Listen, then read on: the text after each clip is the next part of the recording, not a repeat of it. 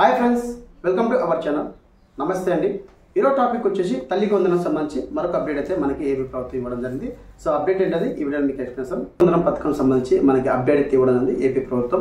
So ప్రధానంగా తల్లికి వందనం పథకం అనేది ఎన్నికల ప్రచారంలో కుటుంబంలో ఎంతమంది పిల్లలు ఉంటే అంతమందికి తల్లికి వందనం పథకం అనేది 15,000 రూపాయలు తల్లి యొక్క ఖాతాకి అయితే జమ చేస్తామని చెప్పేసి ఎన్నికల ప్రచారంలో మనకి శ్రీ నారా చంద్రబాబు నాయుడు అయితే హామీ అయితే ఇవ్వడం జరిగింది. అదే విధంగా మనకి ప్రభుత్వం ముందడుగైతే వేస్తుంది. సో మనకి ప్రజెంట్గా ఏపీ అసెంబ్లీ సమావేశాలు అయితే ప్రారంభించడం జరిగింది. ఈ అసెంబ్లీ సమావేశంలో విద్యాశాఖ మంత్రి ఎవరైతే శ్రీ నారా లోకేష్ గారు ఉన్నారో ఈ తల్లి వందన పథకం సంబంధించి అయితే మనకి అప్డేట్ ఇవ్వడం ఉంది.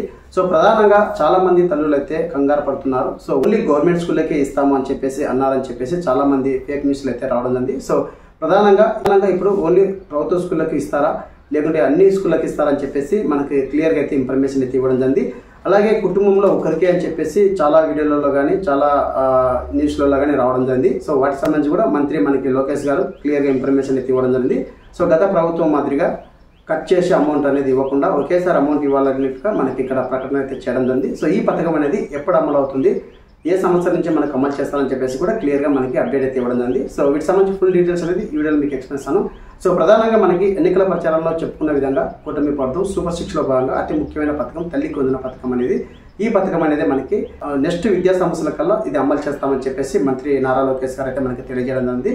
అలాగే కుటుంబంలో ఎంతమంది పిల్లలు అయితే ఉన్నారో అంతమందికి 15,000 రూపాయలు ఇస్తామని చెప్పేసి ఎన్నికల ప్రచారంలో ఏదైతే చెప్పామో అదే దానికి కట్టుబడి ఉన్నామని చెప్పేసి మంత్రి లోకేష్ గారు మనకి తెలియజేయడం జరిగిందండి.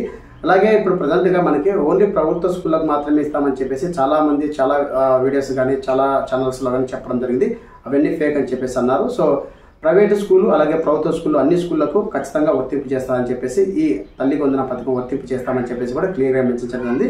సో మనకి వచ్చే సంవత్సరం నుంచి ఈ పథకం అనేది లాంచ్ చేయడం జరుగుతుందని చెప్పేసి మనకి ఇక్కడ అప్డేట్ అయితే ఇవ్వడం జరిగింది. సో ప్రధానంగా ఈ పథకం సంబంధించి విధి విధానాలు ఏ విధంగా ఉంటాయి, ఎలా ఉంటాయని చెప్పేసి అధికారులతో చర్చించడం జరుగుతుందని చెప్పేసి మంత్రి లోకేష్ గారు అయితే మనకి తెలియజేయడం. అలాగే గత వైసీపీ ప్రభుత్వం మనకి అమౌంట్ అనేది కట్ చేసి సో 14,000, 18,000 అనేది వేయడం జరిగింది కదా. సో అలా కాకుండా ఒకేసారి 15,000 రూపాయలు ఒక్క రూపాయి కూడా ఖర్చు చేయకుండా సో తల్లుల ఖాతాలకు జమ చేస్తామని చెప్పేసి మంత్రి లోకేష్ గారు మనకి తెలియజేయడం.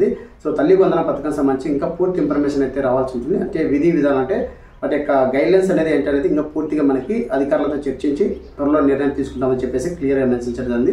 ఇదే తల్లికి వందన పథకం సంబంధించి అప్డేట్. మరొక వీడియోతో మీ ముందుకు వస్తాను. Thank you so much. జై హింద్.